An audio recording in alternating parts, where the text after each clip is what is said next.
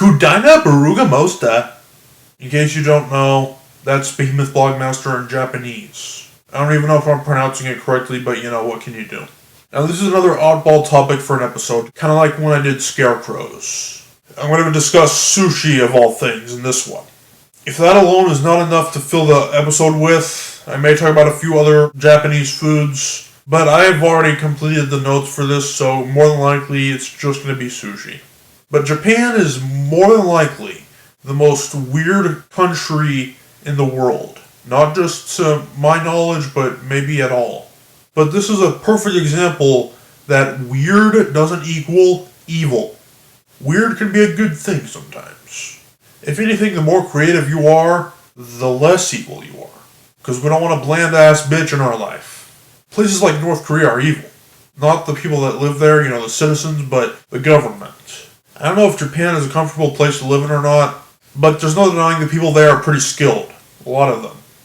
But sometimes they are so weird to the point that it's harmful.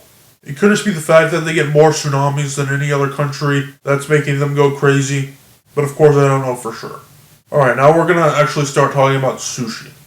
Sushi is considered to be one of the hardest dishes to create. And not just any restaurant can serve it. Like I once asked my folks, what if McDonald's started serving sushi? And they were like, that would be nasty. And you know what? I agree with them. Because the people that work at McDonald's are nowhere near as skilled as a professional sushi restaurant. It takes really good and dedicated professionals to make this crap.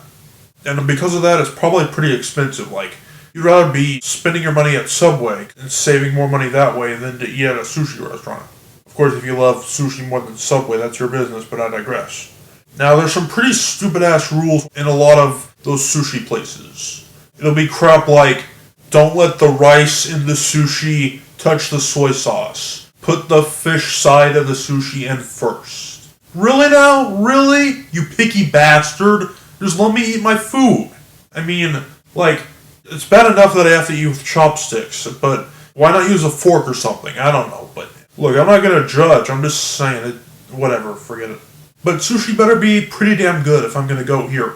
It might be worth it for some people. Some people might love sushi so much that they're willing to pay the amount of money it takes and follow the kind of ridiculous rules. But to me, it looks disgusting.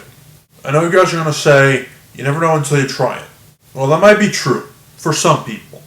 You see, I have this really cool skill that allows me to tell if a food is going to suck just by looking at it. Hell, I don't even need to sniff it. I can just look at it and I can tell it's going to be crap.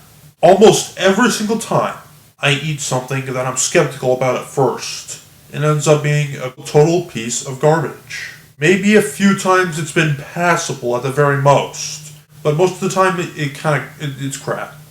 Please do not try to rule my life. If I don't want to eat sushi, I'm not going to. Now there are loads of different variants of sushi in the world.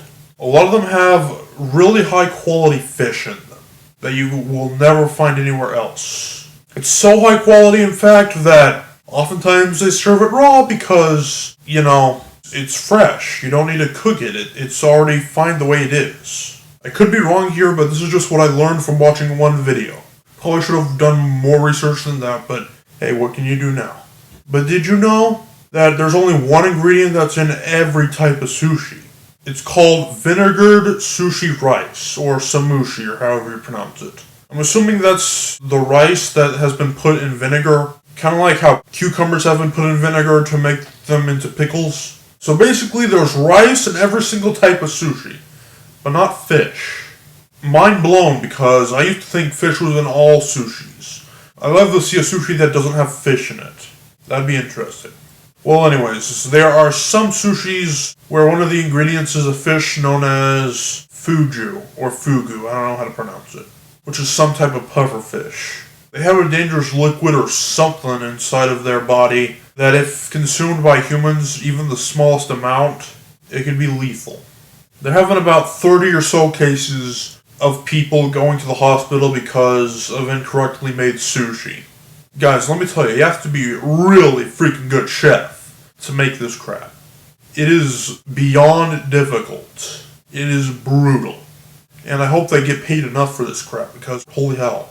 they have to be really good in order to be hired at this restaurant. 30 might not seem like a lot, but it's because most times they're not letting some clumsy-ass fool take control of the kitchen. From what I heard in that one video, they don't even let the leader of Japan have fuju or whatever it is in their sushi, cooked or raw.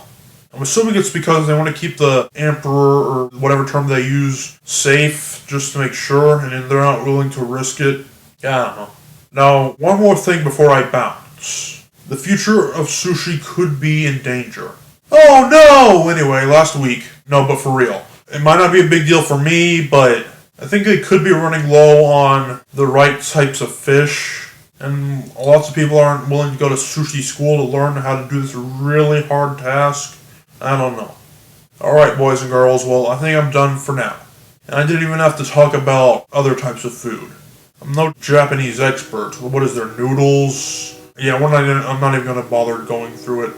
You all stay beautiful, and I will see you guys next time. Goodbye.